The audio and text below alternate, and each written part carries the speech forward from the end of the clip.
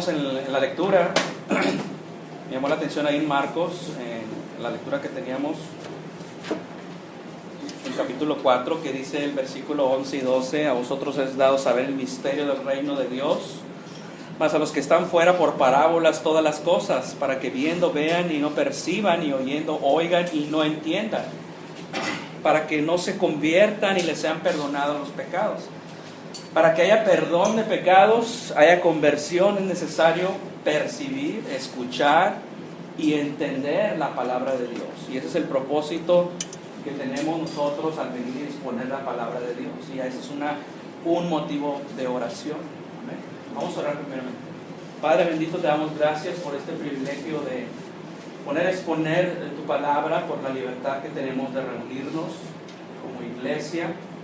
Y Padre, te rogamos que tu palabra, Señor, cause un impacto en nuestro corazón, nos haga entender, podamos percibirla y recibirla con toda humildad, Señor. Padre, gracias te damos por este privilegio de poder escucharla y poder exponerla, Padre. Te rogamos que este tiempo sea de edificación para nuestras vidas y nuestras almas. Te lo pedimos en el nombre de Cristo Jesús. Amén. Bien, estábamos viendo el Sermón del Monte, como hace rato mencionaba nuestro hermano Francisco, en su capítulo 5. Estamos en esta serie exponiendo las enseñanzas de Jesús en este Sermón del Monte, y este es el cuarto de los contrastes que Jesús está mencionando. Hay que recordar que hay 6 contrastes en relación a la enseñanza de Jesús con la enseñanza de los escribas y fariseos, y este es el cuarto de estos contrastes que está precisamente ahí en su capítulo 5, en versículos 33 al 37. ¿Sí? Las anteriores que habíamos estado viendo tienen que ver con nuestras relaciones personales o cercanas. Las siguientes 3 tienen que ver con nuestras relaciones con los demás en general. Y en estas 3 antítesis o contrastes o enseñanzas contrarias a la de los escribas y fariseos, y las 6 en su conjunto, el Señor está contrastando esta enseñanza de Él con la de los escribas y fariseos. El primer contraste lo vemos en versículo 21 al 26, que ya se expuso anteriormente, que Jesús enseñó en relación a la ira, que no solo es el acto externo de asesinato lo que está mal, sino que también la ira interna la cual motiva este asesinato. Y dice: reconcíliate primero con tu hermano y entonces ven y presenta tu ofrenda. Y hasta el punto de abandonar tu adoración, tú debes de reconciliarte con tu hermano de inmediato y no pasar más tiempo. El segundo contraste lo vemos en el versículo 27 al 30, que tiene que ver con el adulterio. Y le enseñó Jesús que no solamente es el adulterio externo lo que está mal, sino el acto interno del pecado en nuestros corazones, y que Jesús condena ambas cosas y exhorta a sus discípulos a hacer lo que sea para no codiciar, para no caer en este pecado. Y dice hasta el punto de arrancarse el ojo y cortarse la mano, lo cual es una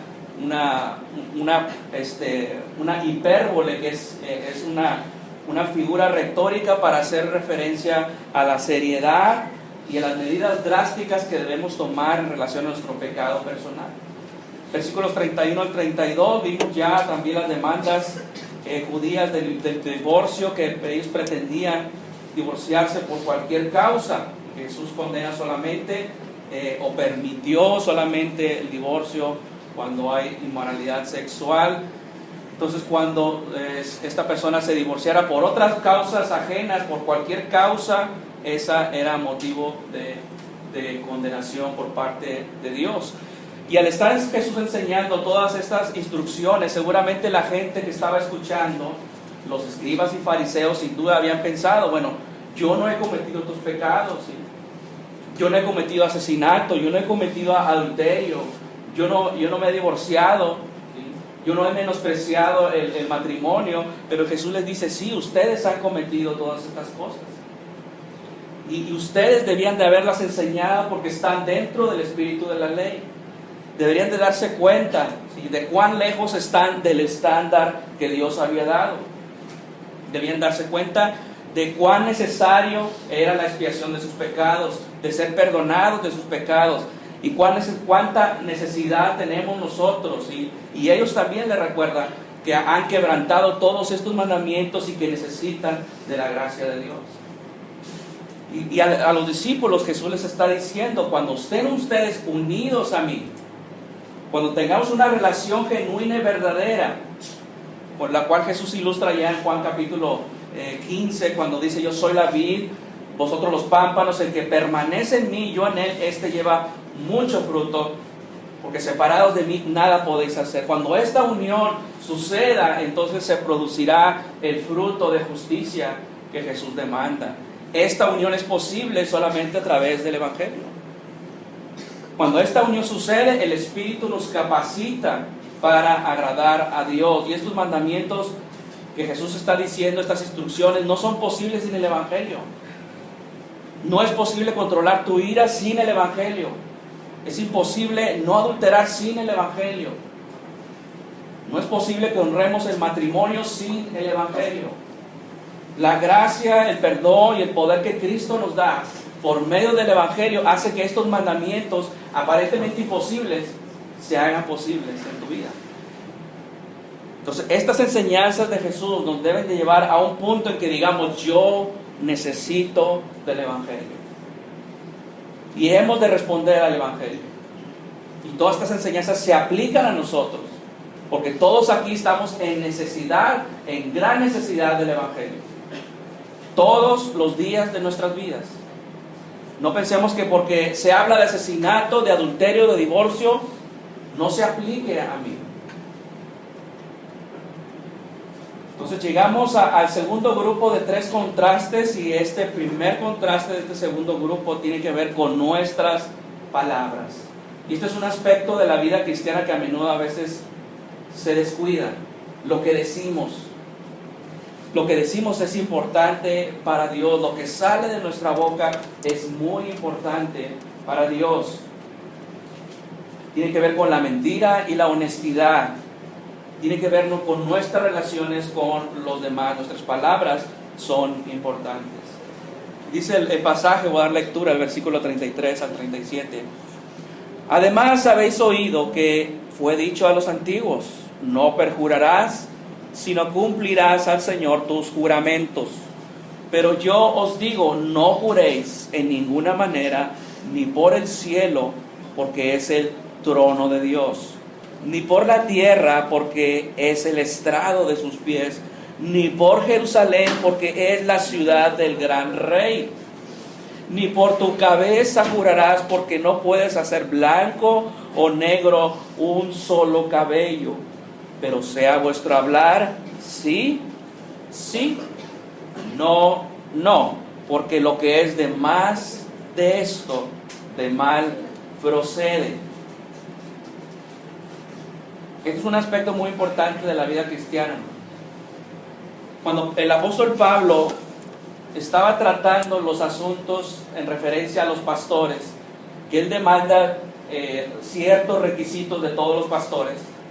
Allá en 1 Timoteo capítulo 3 versículo 7 dice que uno de los requisitos dice que debe de gozar también de buena reputación entre los de afuera de la iglesia, para que no caiga en descrédito. Si ninguna iglesia sana deseará un pastor mentiroso, un pastor deshonesto, no íntegro o falto de credibilidad. Y es necesario, para que una iglesia sea sana, tener este tipo de liderazgo calificado. Entonces Dios espera, de la misma manera que un pastor sea íntegro, también espera que cada hijo suyo lo sea. Esa reputación, tanto de un pastor como de todo creyente en general, adorna el Evangelio de Jesucristo, porque está ilustrando el efecto que ha producido el Evangelio y nos da credibilidad, le da credibilidad al Evangelio también. Porque estamos transmitiendo verdad, nuestra vida es en base a verdad. Jesús es la verdad, Él dijo. Y de hecho la iglesia es columna y baluarte de la verdad, dice Pablo. El diablo es padre de mentira. Él está detrás de toda mentira y está en contra de toda verdad.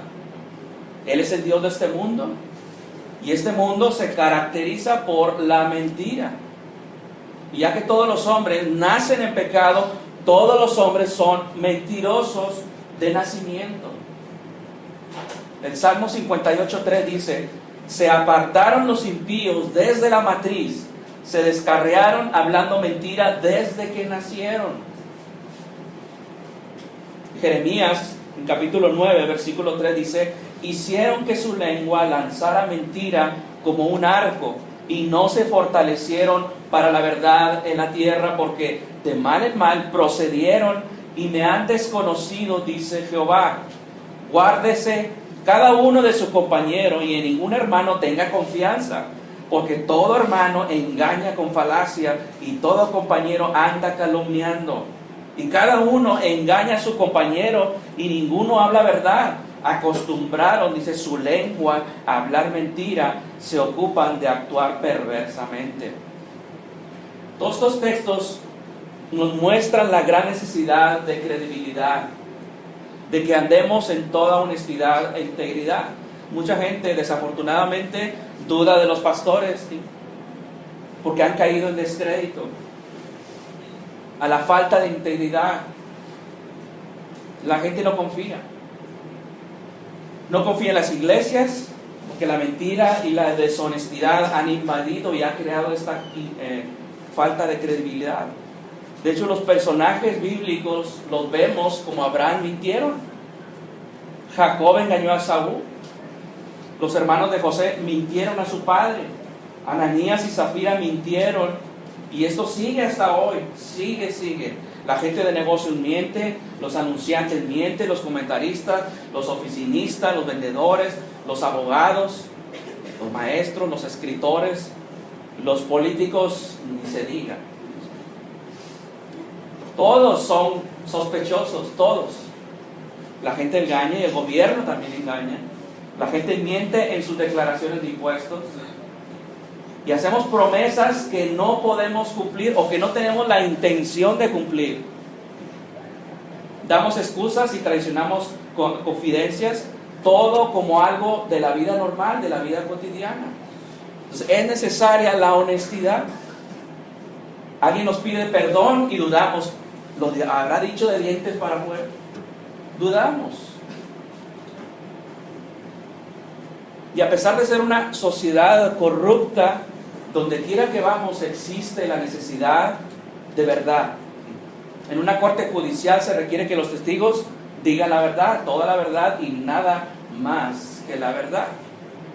Y sí, buscamos la verdad en un sentido cuando la necesitamos, pero también buscamos la verdad cuando nos conviene, cuando podemos sacar un beneficio de ello. Hago trampa, pero no quiero que me hagan trampa. Y de alguna manera sabemos que la verdad es muy esencial en nuestras vidas y es lo correcto. Los judíos de la época de Cristo reverenciaban la idea de la verdad en principio, pero en la práctica la habían sepultado tras todas sus tradiciones, ¿sí?, y continuamente adaptaban la ley a sus propias ideas, perspectivas y propósitos pecaminosos y egoístas. Pretendían ser defensores de la verdad, pero se habían hecho culpables de ocultarla y de torcerla. Entonces, ¿qué enseñó Jesús en relación a los juramentos? Lo que vamos a ver. ¿Qué enseñó el Antiguo Testamento referente a los juramentos? ¿Qué enseñaron los escribas y fariseos respecto a esto? En Mateo 5, versículo 33 dice que además habéis oído que fue dicho a los antiguos: no perjurarás, sino cumplirás al Señor tus juramentos. Los votos ahí mencionados, o los juramentos ahí, son dos términos diferentes en griego, pero están muy relacionados. El primero, el verbo que dice perjurarás, que significa perjurar, jurar en falso, hacer falsas promesas. No cometerás perjurio, literalmente, o no mentir bajo juramento, es lo que significa. Y la segunda es juramentos, La palabra es orcos, que significa literalmente adjuntar, cercar o limitar. La verdad de un juramento o promesa está limitada o está atada, está restringida y por lo tanto es fortalecida con aquello que se invoca en su nombre. Es decir, invocas un nombre para dar credibilidad a lo que estás diciendo. Y en el Antiguo Testamento se habla mucho de juramentos. Se mencionan casi 200 veces. Y esta práctica no comenzó, de hecho en la ley, comenzó mucho antes. Ya existía en los días de Abraham, de más de 500 años antes de Moisés. La enseñanza tradicional que Jesús está citando aquí, o que está mencionando, versículo 33, no es una cita en sí directa de un pasaje, sino es una combinación de ideas, de un resumen de varias ideas. Por ejemplo, vamos a Levítico 19, en versículo 12, y ahí se menciona, Levítico 19, 12, y no juraréis falsamente por mi nombre, profanando así el nombre de tu Dios. Yo, Jehová. O sea, tiene que ver ahí con el jurar, con no jurar falsamente, y ahí se menciona el nombre de Dios. Números 30, versículo 2. Números 30, versículo 2. Dice también el texto: cuando alguno hiciere voto a Jehová, o hiciere juramento ligando su alma con obligación, no quebrantará su palabra, hará conforme a todo lo que salió de su boca. Y es la misma idea, y se aplica obviamente al pueblo de Dios. El pueblo de Dios debe cumplir lo que está haciendo. Si hace un voto a Jehová, debe de hacerlo. Otro pasaje más es Deuteronomio, versículo 23. Deuteronomio, capítulo 23, versículo 21. Cuando haces voto a Jehová tu Dios, no tardes en pagarlo, porque ciertamente lo demandará Jehová tu Dios de ti, y sería pecado en ti. Mas cuando te abstengas de prometer, no habrá pecado, no habrá en ti pecado. Pero lo que hubiere salido de tus labios, lo guardarás y lo cumplirás, conforme a lo prometiste a Jehová tu Dios, pagando la ofrenda voluntaria que prometiste con tu boca. Entonces, claro que los votos, los juramentos eran muy comunes en el Antiguo Testamento, como lo son ahora. Un juramento es una promesa solemne hecha a alguien para indicar que ellos están diciendo la verdad. En una época en donde no había contratos escritos, no había nada de esto, los juramentos servían para establecer acuerdos entre las personas y se hacían para atestiguar que lo que se estaba diciendo era verdad, que se iba a cumplir. Y por ejemplo, Abraham, ahí van unos ejemplos. Abraham confirmó sus promesas al rey de Sodoma, al igual que Abimelech, ahí en Génesis capítulo 14 y capítulo 21. También lo hizo su siervo cuando él le hizo jurar, Abraham le hizo jurar a su siervo que buscara mujer para su hijo. Dice: por Jehová Dios juraste, dice, Dios de los cielos y Dios de la tierra. Lo hizo jurar que iba a tomar su mujer, una mujer para su hijo, de su tierra, de sus parientes, le iba a traer a su hijo. Entonces, un juramento similar está implicando a Isaac, también a Jacob y Labán y su suegro, ¿sí? Cuando llamó a Dios como su testigo cuando hicieron pacto allá en Mizpa. David y Jonatán hicieron lo mismo cuando se pactaron entre sí, hicieron un juramento. Todos los grandes hombres de Dios y muchos otros juraron y pactaron llamando a Dios, ¿sí?, como testigo de su veracidad y sinceridad. Y de hecho, cuando no había, en situaciones en las que había un delito o algo que era un suceso, el testimonio bajo juramento debía ser aceptado como un testimonio verdadero cuando no había nadie quien testificara. Por ejemplo, en Éxodo capítulo 22, versículo 10 y 11, Éxodo 22, versículos 10 y 11, dice: si alguno hubiere dado a su prójimo asno o buey u oveja o cualquier otro animal a guardar, y éste muriere o fuere estropeado o fuere llevado sin verlo nadie, o sea, alguien se lo llevó, dice: juramento de Jehová habrá entre ambos, de que no metió su mano o los bienes de su prójimo, y su dueño lo aceptará y el otro no pagará. O sea, se confiaba en la palabra dicha bajo juramento, aunque no había testigos de qué había pasado con ese animal. Entonces, cuando no había testimonio humano que pudiera validar nuestras palabras, un juramento implicaba esa apelación a un testigo sobrenatural, que en este caso es Dios. Hebreos capítulo 6 también dice, en versículo 16, Hebreos 6, 16, porque los hombres ciertamente juran por uno mayor que ellos, y para ellos el fin de toda controversia es el juramento para confirmación. Se invocaba el nombre de Dios o de algo o de alguien, ¿sí? Y más grande que la persona, y ese juramento se hacía creíble. Una vez hecho esto, el argumento había terminado, o la disputa había terminado. Se suponía que nadie iba a aceptar juramento a menos que lo que estuviera diciendo pues fuera verdad.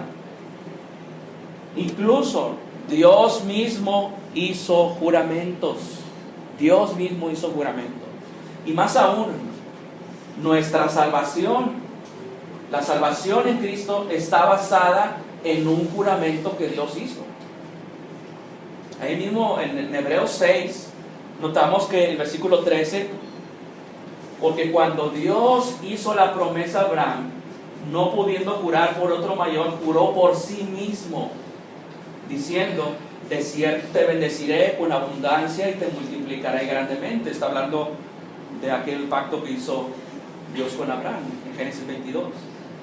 Dice: y habiendo esperado con paciencia, aclaró la promesa, porque los hombres, dice, ciertamente juran por uno mayor que ellos, y para ellos el fin de toda controversia es el juramento para confirmación. Pero noten algo aquí: por lo cual, queriendo Dios mostrar más abundantemente a los herederos de la promesa. ¿Quiénes son los herederos de la promesa? Somos nosotros. La inmutabilidad de su consejo, interpuso juramento. Dios está jurando aquí, para que por dos cosas inmutables, en las cuales dice es imposible que Dios mienta, tengamos un fortísimo consuelo los que hemos acudido para asirnos de la esperanza puesta delante de nosotros. Nuestra salvación no se pierde porque Dios hizo un juramento. Y quizás este es el pasaje más significativo de toda la Escritura sobre la seguridad de nuestra salvación. Porque nuestra salvación estaba basada en dos cosas inmutables: su promesa y su juramento. Dios juró. Y si Dios lo juró, tenga por seguro que esa salvación no se perderá. Y dice el versículo 19: la cual tenemos como segura y firme ancla del alma, y que penetra hasta dentro del velo, donde Jesús entró por nosotros como precursor. Es un ancla. Para terminar toda controversia y para confirmar su promesa, Dios hizo un juramento. No porque Él no sea creíble, no porque Él tenga falta de credibilidad, sino porque el texto dice, Él así lo quiso. Y nos da un consuelo y una esperanza muy fuerte, porque Dios ha prometido salvarnos y Él lo va a hacer. Su promesa y el juramento que Dios hizo son las dos cosas inmutables, por las cuales tenemos firmes bases para establecer que nuestra salvación es totalmente segura. Dios no tenía que jurar, pero Él lo hizo porque así lo quiso. Y Él nos aseguró, nos garantizó la salvación. Dios tiene integridad. Dios no carece de credibilidad. Él no dice, ahorita a lo mejor te puedo salvar, pero mañana no. O como a veces los enamorados dicen, agarra la florecita y me quiere sí y me quiere no. Y Dios no es así con nosotros. Es una esperanza segura. Y esa era la función en sí de los juramentos. Tenían la finalidad de demostrar honestidad y credibilidad. Entonces, estos pasajes que leímos tienen que ver con esto, con nuestras promesas, con el ser veraces, especialmente cuando hacemos una promesa solemne. No era el propósito de este juramento hacerlo para toda circunstancia, sino que debido a la caída, cuando Dios vio que Moisés iba a lidiar con el pueblo, Él vio que él se iba a enfrentar a toda una mentira y deshonestidad de parte de su pueblo. Entonces, Dios permitió estos juramentos que se hicieran. La vida se iba a volver ahí un caos, todos mintiéndose o no confiando uno en el otro. Entonces, todo juramento invitaba a Dios como su testigo de la veracidad de lo que decían. De lo contrario, iba Dios a traer juicio y condenación a esa persona, porque está jurando en el nombre de Dios. Entonces, generalmente el juramento es tomado como una verdad absoluta. Pero estos juramentos debían hacerse en asuntos solamente de suma importancia, recordándolos que si lo hacían en el nombre de Dios, decían que sus vidas delante de Dios lo estaban haciendo en verdad, debían ser veraces. Entonces los juramentos y los votos se asumían en el Antiguo Testamento, incluso se alentaban. Una vez hechos, no podrían haberse quebrantar bajo ninguna circunstancia. Y como era normal, los escribas y fariseos habían restringido, habían torcido estas enseñanzas, y Jesús por eso les dice: por eso yo os digo. Entonces ustedes han malinterpretado estas enseñanzas. La tradición que Jesús menciona en versículo 33 parecía ser bíblica, pero tenía varios defectos. El comentarista John Brothers menciona: los judíos eran notables por su uso frecuente de juramentos en la conversación, jurando por el templo, por el altar, por el cordero, por las vasijas, por la ley, por Moisés, por los profetas, por la vida de los rabinos. Tan común era la práctica, dice, que aún entre los cristianos continuó como un gran mal, como menciona Santiago en el capítulo 5. Ellos habían tomado cualquier pretexto para hacer juramentos. Lo juro por mis cabellos, aunque no tuviera, pero juraba por sus cabellos, juraba por su cabeza, juraba por el Moisés, por el rabino tal, por todo el mundo juraba. Y se hacían de una manera indiscriminada. Pero todos sus juramentos eran un pretexto para no practicar la honestidad. Y se convirtieron en algo tan común. Y de hecho en Mateo 23, más adelante, capítulo 23, Jesús menciona esto también, en versículo 16, Mateo 23, 16. Hay de vosotros, guías de ciegos, que decís: si alguno jura por el templo, no es nada. Pero si alguno jura por el oro del templo, es deudor. Insensatos y ciegos, porque ¿cuál es mayor, el oro o el templo que santifica el oro? También decís: si alguno jura por el altar, no es nada. Pero si alguno jura por la ofrenda que está sobre él, es deudor. Necios y ciegos, porque ¿cuál es mayor, la ofrenda o el altar que santifica la ofrenda? Pues el que jura por el altar, jura por él y por todo lo que está sobre él. Y el que jura por el templo, jura por él y por él que lo habita. Y el que jura por el cielo, jura por el trono de Dios y por aquel que está sentado en él. Ellos decían: bueno, si juras por Dios, es un problema, hay que cumplirlo. Pero si juras por Jerusalén, bueno, ahí vamos a ser flexibles. Puedes quebrantarlo, no hay ningún problema. Hasta ese punto llegaron ellos.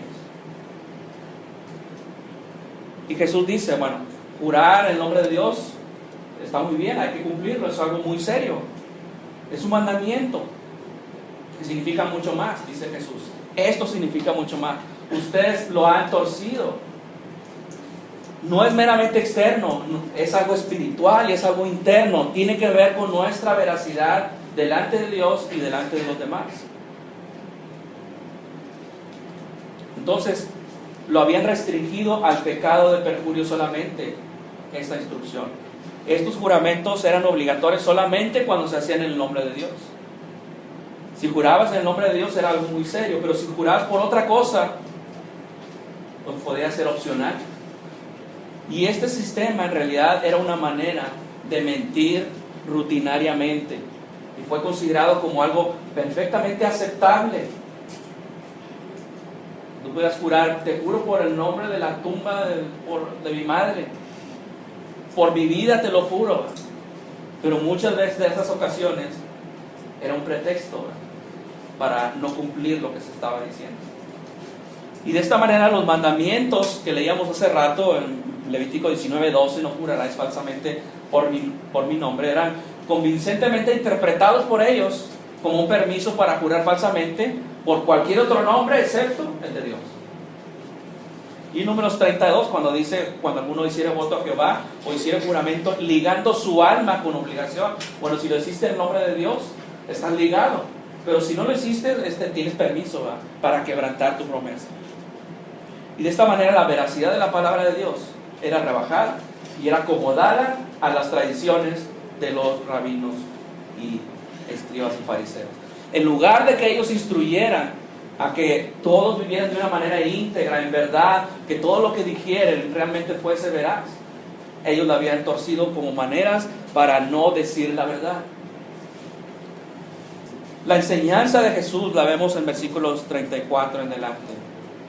Dice, pero yo os digo, no juréis en ninguna manera, ni por el cielo, porque es el trono de Dios, ni por la tierra, porque es el estrado de sus pies, ni por Jerusalén, porque es la ciudad del gran rey, ni por tu cabeza jurarás. Es decir, ahí hablando de tu vida, por mi vida lo juro, es lo que están diciendo. Porque no puedes hacer blanco o negro un solo cabello. Es decir, tu vida ni siquiera depende de ti, no está en tus manos, está en las manos de Dios, y tú estás jurando el nombre de tu vida. Dice, pero sea vuestro hablar sí, sí, no, no, porque lo que es de más de esto, de mal procede. ¿Qué era lo que estaba enseñando Jesús? Bueno, podemos ver de dos maneras. ¿Qué es lo que no enseña Jesús? ¿Y qué es lo que sí enseña Jesús? Lo que no estaba enseñando Jesús aquí era como algunos grupos recientemente lo interpretan, que dicen que no puedes participar en juramentos en una corte, porque aquí el texto dice que Jesús lo están prohibiendo, ellos lo interpretan así. Ellos dicen que no puede ser juramento de ninguna clase.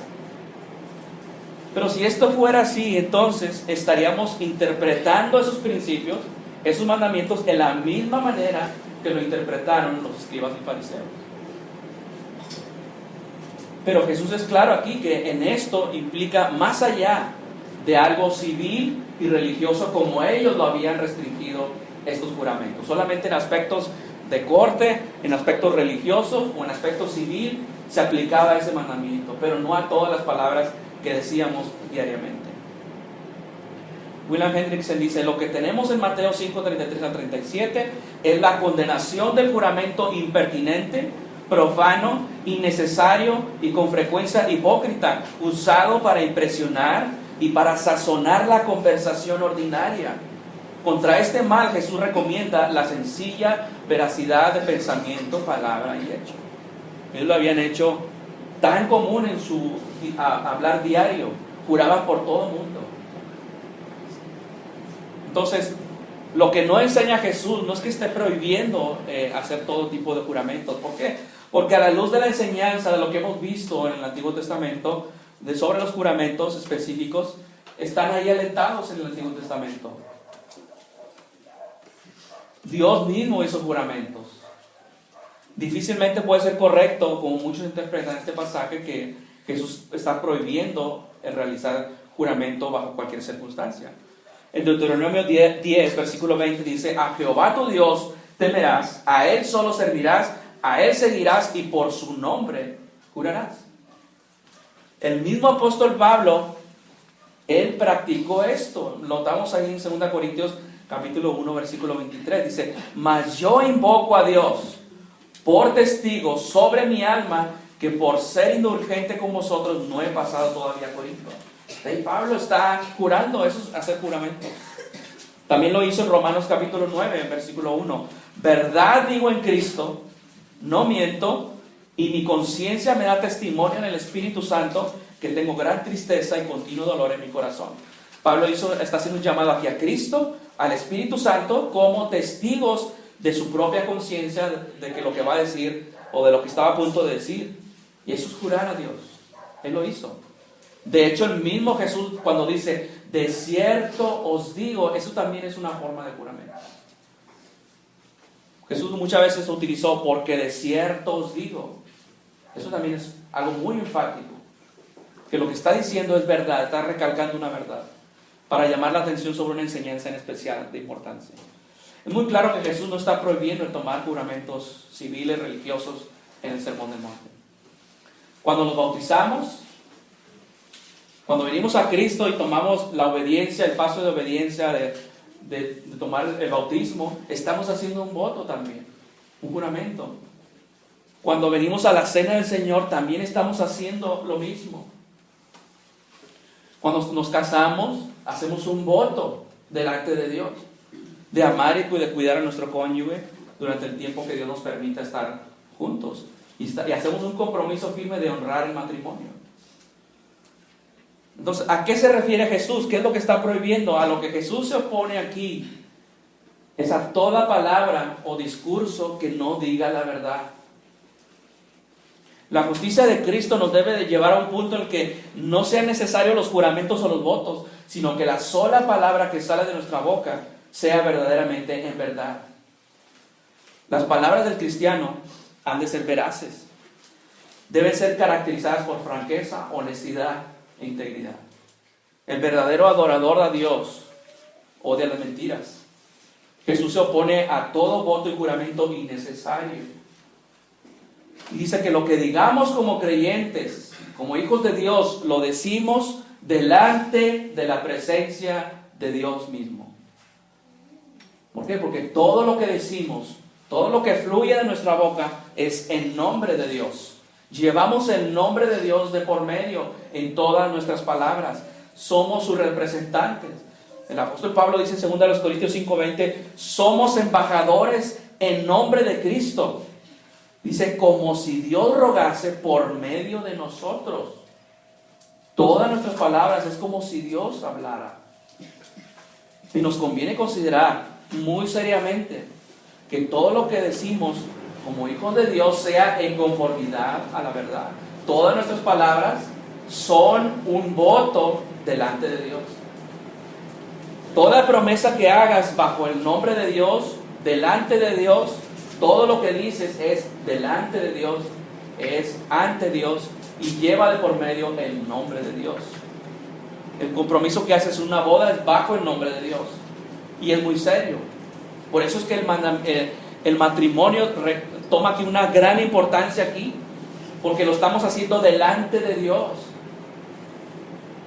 Cuando dices te lo juro por mi madre, tú no estás usando el nombre de Dios, estás usando el nombre de tu madre. Pero eso no quiere decir que no lo estés haciendo delante de Dios. Tú lo estás haciendo delante de Dios. Todo lo que dices en tu boca, lo dices en el nombre de Dios. Por eso dice Jesús, versículo 37, que tu hablar sea sí y no. Que tu sí sea sí y tu no sea no. Que seas veraz en lo que haces. En medio de la mentira y la superficialidad que nosotros nos encontramos en este mundo, el Hijo de Dios, el ciudadano del reino, como sal de la tierra, como luz del mundo, tiene la obligación de obrar de manera diferente a lo que el mundo hace. El mundo opera en base a mentiras. Y el Hijo del reino opera en base a la verdad. O sea que todo lo que hacemos, decimos, todo es delante de Dios. Y Dios es un Dios santo. Él es el ser más puro y perfecto y que ve faltas e imperfecciones donde los ojos del hombre frecuentemente no notan ninguna.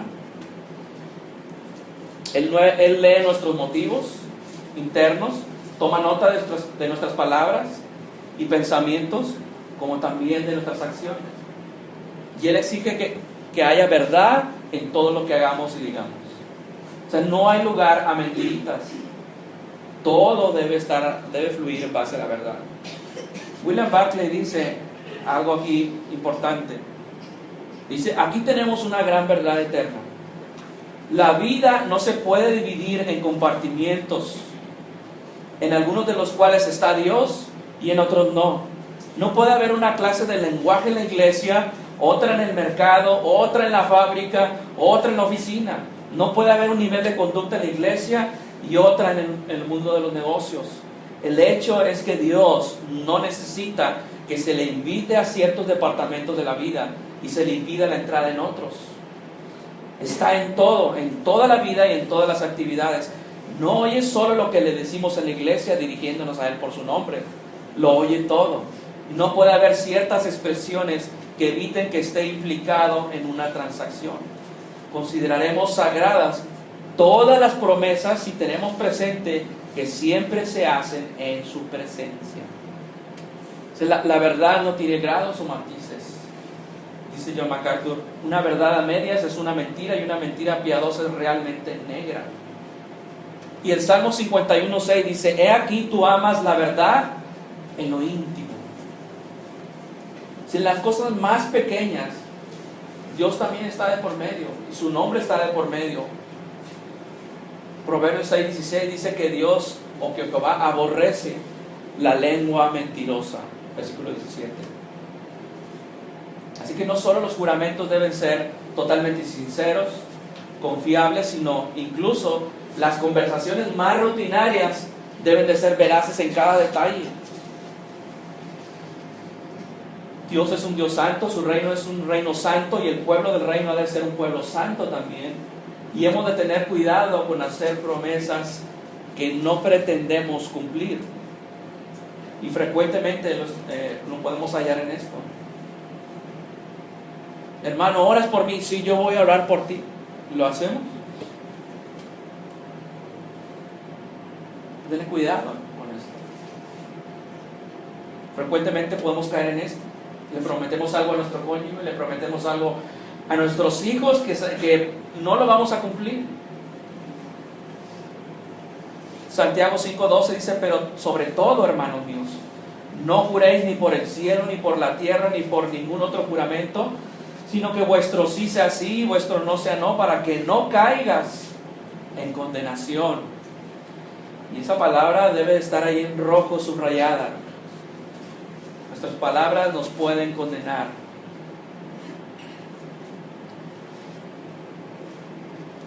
Santiago dice, así como hablas, así debes de hacer. Apocalipsis dice que los mentirosos no entrarán en el reino de Dios. No entrarán en su reino. El Señor dice también, porque de la abundancia del corazón habla la boca. Si tú hablas mentira, es porque en tu corazón hay mentira. Las palabras verdaderamente piadosas provienen de un corazón piadoso. De hecho, Santiago 1:26 dice, si alguno se cree religioso entre vosotros y no refrena su lengua, sino que engaña su corazón, la religión de tal es vana. Es decir, si no tienes una lengua controlada por la justicia, controlando tus palabras en relación a tus promesas, a tus compromisos que haces, entonces tu religión es vana, según Santiago. De todo compromiso que haces, un compromiso delante de Dios. Tú representas al Dios viviente. El tercer mandamiento dice, no tomarás el nombre de Jehová tu Dios en vano, porque no dará por inocente Jehová al que tomare su nombre en vano. O sea, cada vez que abres tu boca, este mandamiento está en juego. Porque cada vez que abrimos nuestra boca, estamos representando a Dios. Su nombre, su reputación está en juego. Y podemos caer en deshonrar su nombre y su reputación con nuestras palabras. Por eso es que el pastor debe ser íntegro. En una iglesia debe ser íntegra. Nuestros tratos unos con los otros deben de ser en verdad, como dice Efesios 4:25, desechando la mentira, hablar verdad cada uno con su prójimo. Dice, porque somos miembros los unos de los otros. Nuestro pie derecho no quiere ir para un lado y nuestro pie izquierdo quiere ir para el otro. Somos un cuerpo. Si no podemos estar participando en mentiras. Cuando hablamos, no solamente en compromisos, sino en nuestras palabras, conversaciones diarias. En todo lo que digamos debe haber verdad. Y el Hijo de Dios debe tener muy presente esto. No necesitas mencionar el nombre de Dios para tomar el nombre de Dios en mano. Toda mentira que sale de tu boca y no representa a Dios, está representando a Satanás. Está honrando a Satanás. Cada promesa que rehusas cumplir y no tienes propuesto cumplir, estás tomando el nombre de Dios en vano. Así que vuestro sí sea sí y no. Sostén tu palabra, dice Jesús. Si dices que vas a hacer algo, hazlo. como esclavos de Jesucristo, que Él mismo es verdad, como hijos e hijas de Dios, del reino, que cumple todas sus promesas como Jesús mismo lo hizo y como Dios mismo ha jurado en relación a nuestra salvación. Pablo dice en 2 Corintios 2:17, pues no somos como muchos que medran falsificando la palabra de Dios, sino que con sinceridad, como de parte de Dios, dice, y delante de Dios hablamos en Cristo. Todas nuestras palabras son de parte de Dios. Todas nuestras palabras son delante de Dios. Todas nuestras palabras hablan de Cristo. Así cuando tú haces esa promesa, cuando dices que vas a hacer algo y no lo cumples, tú estás profanando el nombre de Dios. Tu no siempre debe ser un no y tu sí debe ser siempre un sí, porque todos nosotros hablamos en Cristo. Ahora, ¿por qué la gente miente? ¿Por qué a veces mentimos? La gente miente porque tiene propósitos maliciosos. Lo vemos en las compañías que buscan persuadirte de que tomes un crédito. Lo vemos en un vendedor tratándote de persuadir a que compres un producto y te está mintiendo, está cayendo en una deshonestidad. Lo hacemos por hipocresía. Muchas veces, incluso dentro de la iglesia, profesamos servir a Cristo, pero no lo hacemos fielmente. Si profesamos servir a Cristo, tenemos que preguntarnos, ¿estamos haciendo realmente lo que debemos hacer? ¿O no lo estamos haciendo? ¿O simplemente nada más de dientes para afuera? Mentimos porque queremos aparentar algo que no somos. Muchas veces mentimos por halagar a alguien. Oye, ¿qué te pareció este vestido? Es lo más hermoso que he visto. Mentira. Y lo hacemos para halagar a la persona. Mentimos ante nuestro jefe del trabajo porque queremos quedar bien con él. Deshonestidad. ¿Ven cómo abarca todas las áreas de nuestras vidas? Muchas veces mentimos porque tememos las consecuencias de decir la verdad. Los hijos llegan a mentir a sus padres con tal de evitar las consecuencias de sus actos y temen decir la verdad, porque al decir verdad temen ser rechazados o temen ser castigados. Y jóvenes, es muy importante que no entres en este tipo de conducta, porque vas a ser tentado a mentir más y más y más, cada vez más. Y aun cuando no seas descubierto, las consecuencias son eternas. El mentiroso no va a entrar en el reino de Dios. Susana Wesley, una mujer cristiana, decía, en relación a la crianza de sus hijos, dice, la cobardía y el miedo al castigo, señala ella, con frecuencia guían al niño a desarrollar el hábito de mentir, el cual es difícil desligarse de la vida posterior. Para evitar esto, se hizo el acuerdo de quien fuera acusado de una falta de la cual fuera culpable, no había de ser castigado si la confesaba francamente y prometiera enmendarse. Así es como ella crió a sus hijos. Ningún hijo fue castigado 2 veces por la misma falta. Y si se reformaba, la ofensa nunca más era recordada después. Las promesas se debían observar estrictamente. Es una manera que ella crió a sus hijos, a no decir mentiras. Los falsos maestros y su enseñanza falsa implican medias verdades. Y lo que el maestro dice puede ser técnicamente cierto, pero deja fuera muchos hechos esenciales de la palabra de Dios y tergiversa la verdad. Y cae en esta misma deshonestidad, en estas mentiras. Y las palabras de Jesús nos dicen, guarda tus palabras. Como hijos de Dios, guárdalas. Como si estuvieras diciéndolas delante de mí. Y tenemos que reflexionar, ¿te atreverías a decir mentiras delante de Cristo? A veces sí las decimos. Así que tu reputación de honestidad e integridad te van a seguir siempre. Así que sé honesto con los demás. En tus pagos, si prometes pagar algo, promételo. Lo vas a pagar. En tus tratos con los demás, cúmplelos. Cumple todas tus promesas, cumple todos tus acuerdos, cumple todos tus compromisos.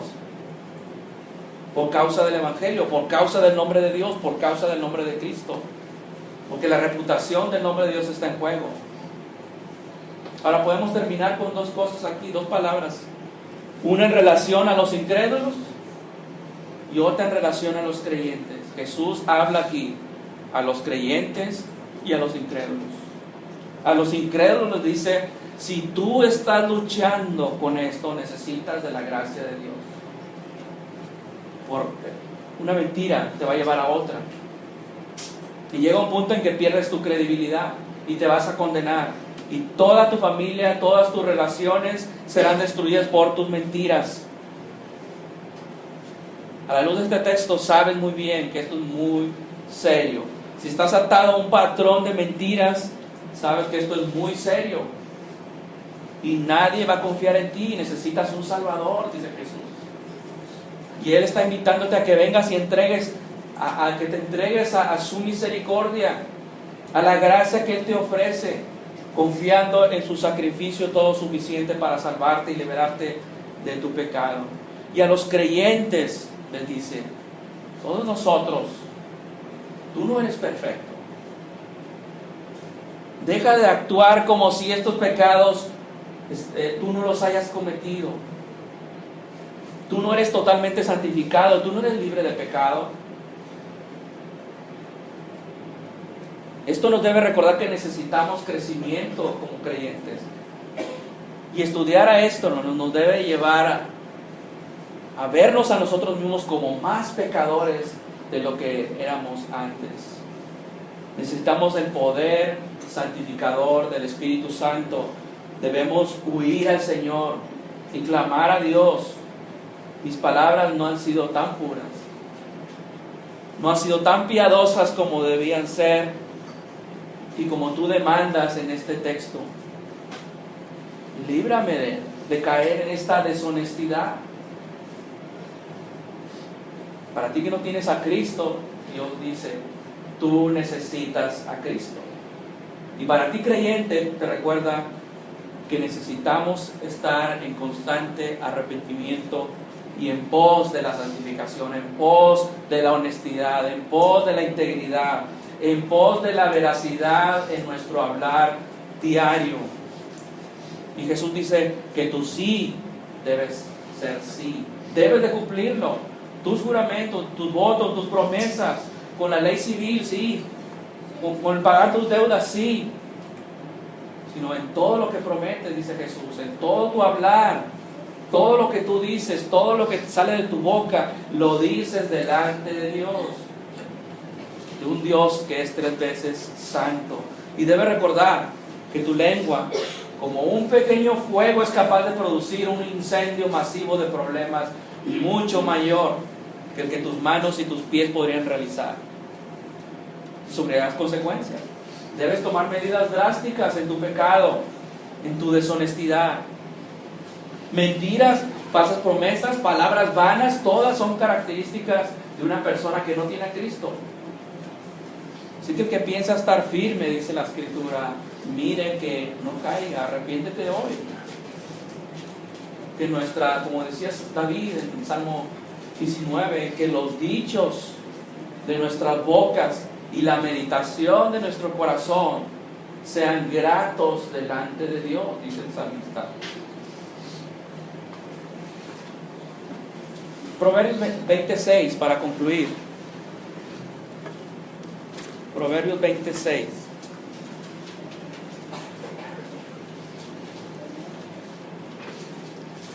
Dice: muchos hombres proclaman cada uno su propia bondad, pero hombre de verdad, ¿quién lo hallará? Dice el proverbio. La bondad en otras traducciones se traduce como lealtad. Ese texto se puede resumir muy fácilmente en el dicho tan común: del dicho al hecho hay mucho trecho. O sea, lo que dices lo debes de cumplir. Si tú dices: yo te amo, pero las palabras de esa persona serán confiables en la medida en que exista un patrón establecido de conducta que respalde esas palabras. O sea, amas a Cristo, dices amar a Cristo, debe respaldar esas palabras con tu vida. De lo contrario, tu sí será no. Y eso es lo que dice Jesús aquí. Que todo lo que digamos sea en verdad conforme a la Escritura. Dices que amas a Cristo, demuéstralo con tu obediencia. Vamos a orar. Padre bendito, te damos gracias por este texto, Señor, que nos habla y nos confronta. Tú demandas santidad y tú demandas integridad en todo lo que hacemos. Padre, ayúdanos a seguir creciendo en conformidad a tu verdad. Ayúdanos a seguir creciendo en nuestro hablar diario y en nuestra conversación diaria, Señor. Que sean gratos verdaderamente nuestras palabras delante de ti, Señor. Que busquen agradar en todo momento todo lo que digamos en nuestras relaciones y más, Señor, como iglesia tuya. Hablarnos unos a los otros en verdad, en toda honestidad. Danos, Señor, esta gracia para seguir adelante y seguir creciendo en esta demanda que tú tienes, Señor. Te lo pedimos y te damos gracias en Cristo Jesús. Amén.